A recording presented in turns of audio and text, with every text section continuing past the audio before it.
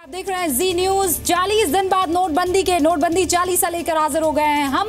अब तक कुछ कहानियां आप तक पहुंचा चुकी है, अब कुछ और कहानियां। कहते हैं बेईमानी के धंधे में सबसे ज्यादा ईमान होता है, लेकिन नोटबंदी ने बेईमानों के उस उसूल को भी तोड़ दिया है। अगली कहानी हैदराबाद से है।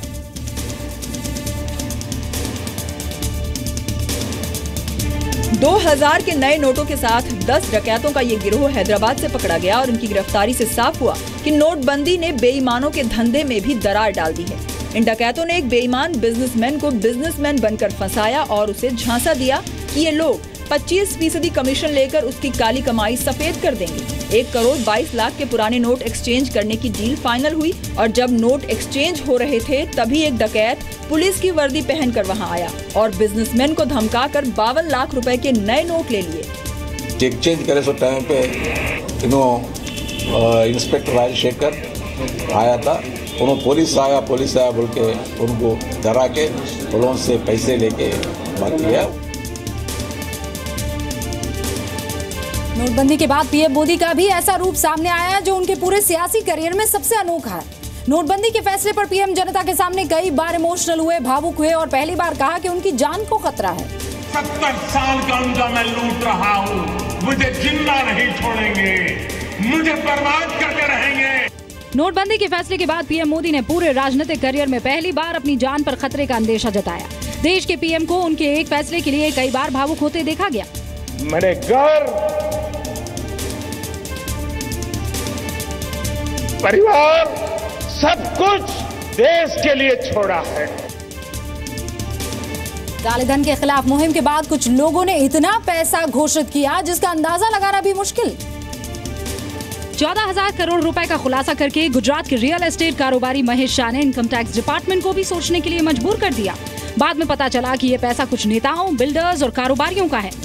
He has just replied to our questions relating to the search. Family members को बोले कोऑपरेट कर रहे हो? हाँ, he is cooperative. Income tax department के 12 अधिकारियों ने महेश शाह से घंटों पूछताछ की। सवाल ये भी उठा कि इनकम टैक्स रिटर्न में 3 लाख रुपए की इनकम दिखाने वाले महेश शाह के पास किसका काला धन है। इसके अलावा मुंबई के एक परिवार ने भी 2 लाख करोड़ की कमाई का दावा किया। नोटबंदी के बाद अब तक करीब 2000 करोड़ की काली कमाई पकड़ी जा चुकी है और ये रकम लगातार बढ़ती जा रही है। वैसे राजस्थान के अजमेर में छोटे छोटे काम के लिए भी डिजिटल करेंसी इस्तेमाल हो रही है। इससे लोगों की जिंदगी आसान हो गई है। दुकानदारों के लिए नोट गिनने का झंझट भी खत्म हो गया है। अजमेर में पंक्चर बनाने से लेकर नया टायर खरीदने तक हर चीज के लिए पेटीएम का इस्तेमाल हो रहा है। नोटबंदी के बाद छोटे नोटों की कमी का इलाज बनकर आया डिजिटल पेमेंट। लोग ज्यादा से ज्यादा इस कैशलेस सुविधा का इस्तेमाल करें, इसलिए मोबाइल ऐप से भुगतान के साथ साथ अजमेर के दुकानदारों ने स्वाइप मशीन भी लगाई। साथ में कई दुकानदारों ने लोगों को पेमेंट का नया तरीका सिखाने के लिए ट्रेनिंग देना भी शुरू कर दिया है। बैंक से लेकर एटीएम तक नोटों की किल्लत होने लगी, लेकिन करेंसी क्रांति की छोटी दिक्कतों को दूर करने का रास्ता दिखाया ठाणे के एक गाँव ने। इस गांव में वड़ा पाव से लेकर पानी की बोतल और फल सब्जी से लेकर चॉकलेट तक सब कुछ क्रेडिट या डेबिट कार्ड से मिलता है। 15,000 की आबादी वाले इस गांव में खरीदारी 1 रुपए की हो या 1,000 रुपए की, आपको कैश की कोई दिक्कत नहीं मिलेगी। मुंबई से 70 किलोमीटर दूर ठाणे जिले का धसई गांव पूरी तरह से कैशलेस हो चुका है। आप किसी को नहीं आता है तो डेबिट कार्ड दे के वो सामान लेते हैं और डेबिट कार्ड लेके उस पैसे वो ले लेते हैं ना। बैंक की तरफ से धसई के ज्यादातर व्यापारियों को कार्ड स्वाइपिंग मशीनें बांटी गई है। सभी व्यापारियों के करंट अकाउंट्स खोले गए हैं। बैंक की मदद से यहाँ के लोगों के लिए जनधन अकाउंट खोले जा रहे हैं। लोगों को डेबिट और क्रेडिट कार्ड की सुविधा दी जा रही है। नतीजा ये है कि लोग छोटी से छोटी चीज भी अब कार्ड से खरीद रहे हैं। ऐसे किसने सोचा था कि छोटे छोटे शहरों में भी कोई चाय वाला, कोई सब्जी वाला कैशलेस क्रांति का नायक बनेगा, लेकिन देश में ऐसा शुरू हो चुका है। 3-4 हफ्ते पहले तक ये सोचना मुश्किल था कि पटना के पास किसी छोटे से गांव का छोटा सा किराना स्टोर ई वॉलेट के जरिए भुगतान ले, लेकिन अब नहीं। ये तो हम लोग का अच्छा ट्रांजैक्शन हो रहा है, काला बाजारी भी रोका जा रहा है और सब कुछ। उत्तर प्रदेश के मैनपुरी का ये कस्बा कैशलेस समाज के लिए हो रहे बदलाव की छोटी छोटी बातों को महसूस कर रहा है। तो जो 500 सब्जी लेने वाला तो 200 के लेते थे, जो 100 लेने वाला 50 के लेते थे, तो मैंने ये निर्णय लिया। और ये आपको लगता है इसमें कोई झंझट है, कोई दिक्कत नहीं। देश के छोटे छोटे दुकानदार और आम खरीदार कैश क्रांति के नायक बनकर उभर रहे हैं। मोदी जी का भाषण सुना था जिसके तहत हम घूस, ये सब काला धन, ये सब को रोकने के लिए तरीका इससे नोटबंदी के बाद मंदिरों के चढ़ावे में मंदी आई है, लेकिन पंडितों ने इसका रास्ता निकाल लिया है। अब चढ़ावा लेने के लिए मंदिर ऑनलाइन हो गए हैं। पंडित यजमानों के लिए स्वाइप मशीन का इस्तेमाल कर रहे हैं। नोटबंदी के बाद जब चढ़ावा चढ़ाने से झिझकने लगे यजमान, तब नासिक के मंदिरों ने कहा, भक्तों अब कैशलेस होकर दीजिए दान। इसके लिए मंदिरों और पंडितों ने चढ़ावे की व्यवस्था ही बदल डाली। मंदिरों में कैशलेस चढ़ावा शुरू हो गया और पंडितों ने कर्मकांड कराने के लिए ऑनलाइन पेमेंट लेना शुरू कर दिया है। लड़की के शादी के लिए हमने इस समय 21,000 रुपए की जो दक्षिणा है वो डिजिटल माध्यम से उनको प्रदान की है। बहुत अच्छा है, बहुत सुविधाजनक है और नरेंद्र मोदी जी को हमारा बहुत बहुत शुभाशीर्वाद और हमारा पूरा सपोर्ट है। कुछ पंडितों ने तो बाकायदा स्वाइप मशीनें रखना शुरू कर दिया है ताकि यजमान को दान में कोई दिक्कत ना आए। जो काला धन किसी काम का नहीं रहा, लोगों ने उसे मंदिरों में दान करने की कोशिश की। देखिए आप कैसे। उज्जैन के प्रसिद्ध महाकाल मंदिर के 71 दान पेटियों पर पुराने 500 और 1000 के नोट न डालने का नोटिस लगा हुआ है, क्योंकि नोटबंदी के बाद मंदिर को ढेर सारे पुराने नोट मिले और दान राशि डबल हो गई। नोटिस लगाने के बाद दान कम हुआ, लेकिन मंदिर का ये कदम काबिले तारीफ है। स्वेच्छा से 500 करते थे, आज है ही नहीं। 20 का 50 का बाद उसके छुट्टे करा के जो हमारे पास उपलब्ध हो रहे हैं तो उसी में से मैनेज करना होता। महाकाल मंदिर वाली समस्या कानपुर के जंगली देवी मंगला माता मंदिर में नहीं हुई, क्योंकि नोटबंदी के फैसले के बाद मंदिर ने दान दक्षिणा के लिए पेटीएम का बोर्ड लगा दिया है। मंदिर के मुताबिक बिना दान के पूजा अधूरी है, इसलिए भक्तों को मोबाइल वॉलेट की सुविधा दी गई है।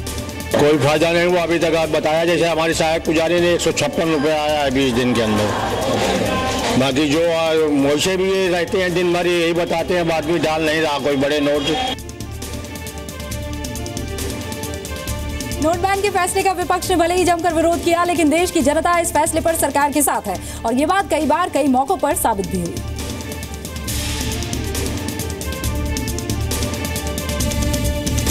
झारखंड के झरिया में नोट बैन के फैसले के समर्थन की ये नई तस्वीर है, जहां किन्नरों ने नाच गाकर लोगों से मोबाइल वॉलेट और स्वाइप कार्ड यानी कैशलेस लेन देन करने की अपील की। लोगों को जागरूक बनाने के लिए उन्होंने नोटबंदी का गीत भी बनाया।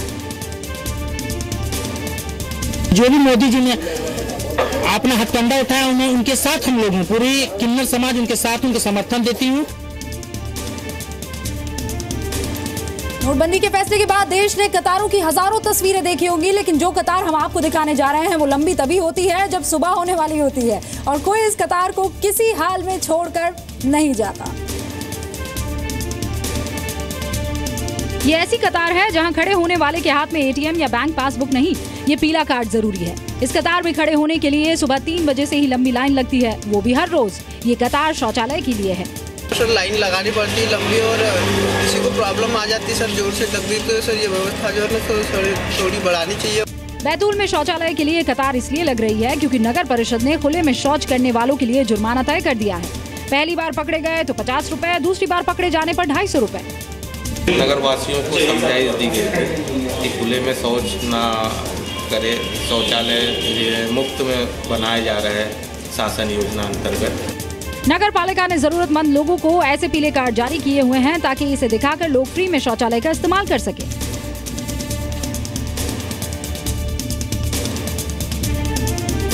नोटबंदी के फैसले ने कश्मीर में पत्थरबाजी की जो आग है और पाकिस्तान की जो साजिश है उस पर भी ठंडा पानी डाल दिया है।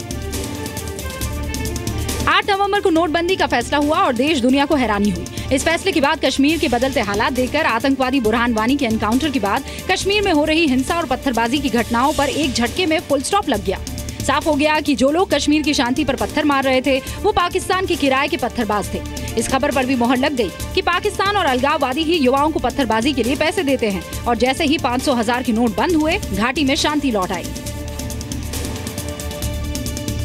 ये काम की खबर है। कैशलेस होना आपको करोड़पति बना सकता है। ये बात आपके लिए भले ही हैरत अंगेज हो, लेकिन ये सच है। ये ऐलान केंद्र सरकार ने किया है। डिजिटल पेमेंट आपको करोड़पति बना सकता है। केंद्र सरकार ने कैशलेस सिस्टम को बढ़ावा देने के लिए 3 मेगा इनाम देने का ऐलान किया है। ये इनाम लकी ड्रॉ के जरिए दिए जाएंगे। पहला इनाम होगा 1 करोड़, दूसरा 50 लाख और तीसरा 25 लाख। लकी ग्राहक योजना and digi Dhan Vyapari Yojana are meant to provide incentives to consumers to move from cash to digital modes of payment. वहीं 15,000 लोगों को 25 दिसंबर से 1000 रुपए अगले 100 दिन तक इनाम मिलेगा। केंद्र ने इससे पहले भी कैशलेस पर बड़ी छूट देने का ऐलान किया है।